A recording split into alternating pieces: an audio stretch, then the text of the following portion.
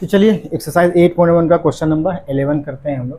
Question number 11 में करना कुछ नहीं, क्वेश्चन नंबर 11 में जो है आपको ट्रू और फॉल्स बताना है। जैसे फर्स्ट में लिखा हुआ है कि the value of tan a is always less than 1। क्या बोला कि tan a जो होगा, वैल्यू ऑफ tan a क्या बोला, ये हमेशा छोटा होगा 1 से छोटा होगा। ये पॉसिबल है नहीं है, क्यों? क्योंकि आपको मालूम होगा कि tan 60 का वैल्यू जो होता है वो होता है √3, और √3 को अगर पॉइंट में हम लोग कन्वर्ट करेंगे तो 1.73 समथिंग आएगा। ये तो 1 से बड़ा है ना, तो ये क्वेश्चन क्या हो गया, ये फॉल्स हो गया। tan a का वैल्यू 1 से बड़ा भी हो सकता है, तो पहला वाला क्या हो गया, फॉल्स हो गया। दूसरा नंबर क्वेश्चन में आते हैं। दूसरा क्वेश्चन लिखा हुआ है sec a equal 12/5। sec a equal लिखा हुआ 12/5। आगे लिखता है कि for some value of angle A का कुछ भी वैल्यू होगा, क्या सेक ए का वैल्यू 12/5 हो सकता है? सेक ए किसका उल्टा है, कॉस का। कॉस होता है b/h, सेक होता है h/b।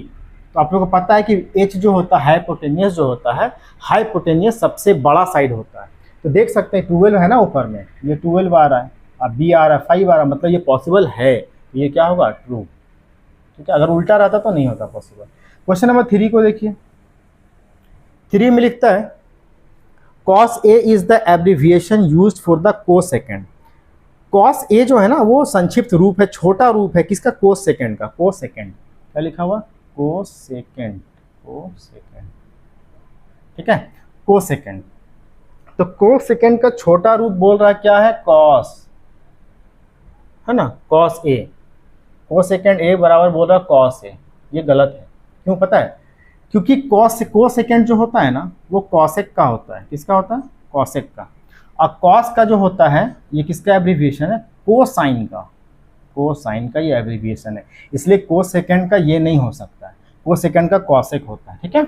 और कॉस ए जो है कोसाइन का एब्रीविएशन है, तो यानी ये भी हमारा क्या है, फॉल्स है। ये हमारा क्या है, फॉल्स है। थर्ड नंबर क्या है, फॉल्स है। क्वेश्चन नंबर 4 देखिए। 4 में क्या लिखा हुआ है कि cot a is the product of cot and a। क्या बोला पता है, बोल रहा है कि cot a जो है ना वो प्रोडक्ट है cot इंटू a का। बोलिए पॉसिबल है नहीं है, क्यों? क्योंकि ये a जो है ना वो थीटा की जगह पे लिखा हुआ एंगल का वैल्यू। कभी ऐसा पॉसिबल है कि cot का कोई वैल्यू हो उसको एंगल से मल्टीप्लाई कर दीजिए, ऐसा नहीं है। उसका अपना अपना वैल्यू होता है, तो ये भी क्या है हमारा, फॉल्स है। ठीक है, क्वेश्चन नंबर 5 पे आ जाइए। क्वेश्चन नंबर 5 में लिखता है साइन थीटा इक्वल 4/3। क्या लिखा हुआ है, साइन थीटा इक्वल 4/3 और for some value of theta. तो थीटा का कोई ना कोई वैल्यू होगा, तो हमको नहीं पता, छोड़िए। साइन क्या होता है, p/h होता है। यहाँ क्या लिखा हुआ, 4/3।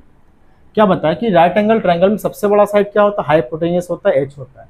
यहाँ पे h 3 दिख रहा है, p कितना दिख रहा है, 4 दिख रहा है। तो पॉसिबल है, आप ही सोच के देखिए, पॉसिबल ही नहीं है ये, क्योंकि हमेशा क्या होता है, हाइपोटेनियस बड़ा होता है, तो पॉसिबल ही नहीं है। ये क्या हो जाएगा, ये भी हमारा क्या हो जाएगा, फॉल्स हो जाएगा।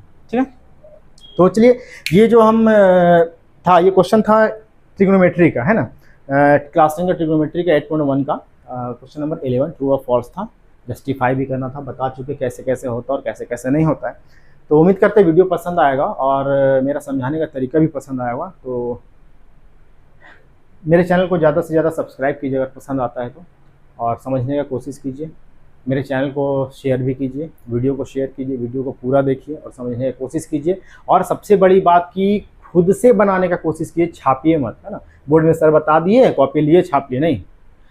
बोर्ड में पढ़िए, पढ़ने के बाद वीडियो को पॉज समझिए, पहले वीडियो को, है, कॉन्सेप्ट को समझिए और खुद से बनाने का कोशिश कीजिए। जब खुद से बनाइएगा तो आपके अंदर कॉन्फिडेंट आएगा, और कॉन्फिडेंट आएगा तो सारा क्वेश्चन आप खुद से बनाइएगा। ठीक है, थैंक यू सो मच। मेरे चैनल को लाइक एंड सब्सक्राइब करें। Thank you.